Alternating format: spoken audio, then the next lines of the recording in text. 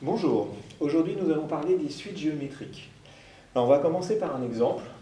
Imaginons que je place de l'argent à la banque et que cet argent me rapporte 2% par an. Donc en fait, vous avez déjà vu que cela revient à obtenir 102% de la somme de départ. C'est-à-dire que si j'appelle cette somme de départ S0, au bout d'un an, je l'aurai multiplié par 1,02, 102 divisé par 100, pour obtenir ma somme suivante. Ensuite, cette somme-là, je vais la multiplier par 1,02 pour obtenir la somme suivante, etc. etc. Et donc, tous les ans, on multiplie par 1,02. Voilà donc typiquement un exemple de suite géométrique.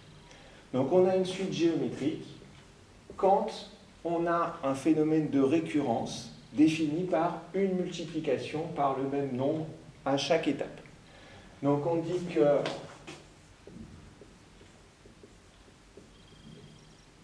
une suite UN est géométrique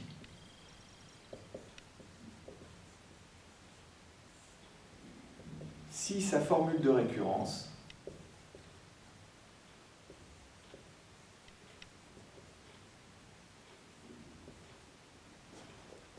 est UN plus 1 est égal à UN multiplié par un nombre.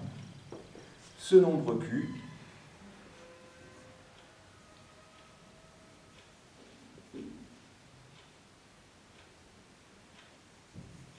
est appelé la raison de la suite.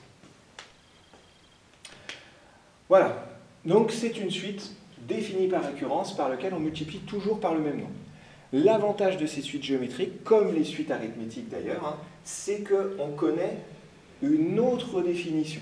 C'est-à-dire que si jamais on regarde un petit peu de plus près, quand on regarde une suite géométrique, donc le premier terme, le deuxième terme est égal au premier terme multiplié par la raison.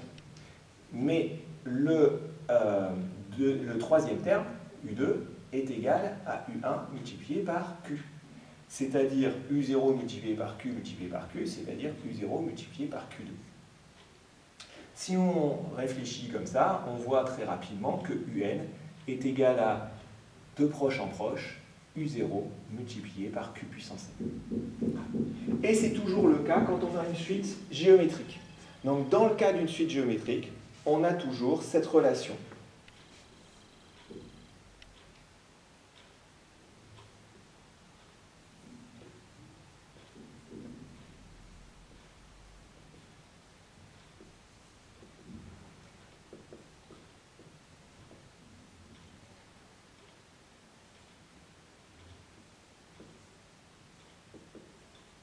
Donc on a UN est égal à U0 fois Q puissance n pour tout n.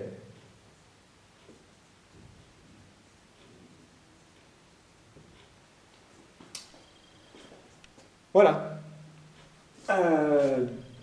On revient sur notre exemple pour voir une petite application. Si jamais ma somme de départ était, disons, de 1000 €,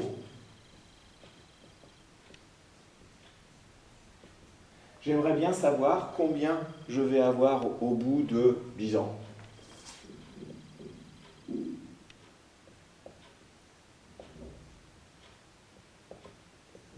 Donc ça correspond bien à S10, puisqu'au bout d'un an j'ai S1, au bout de 2 ans S2, etc. Donc toujours faire attention aux histoires d'indices. Donc c'est S10 qui est donc le premier terme, c'est-à-dire S0 ici, multiplié par la raison, donc on a dit 1,02, à la puissance n, donc ici à la puissance 10.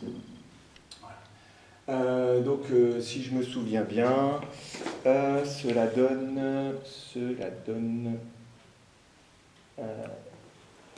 environ 1218 €. Je vous fais grâce des centimes. 1219, je crois, en arrondissement. Voilà, c'est tout pour la définition des suites géométriques.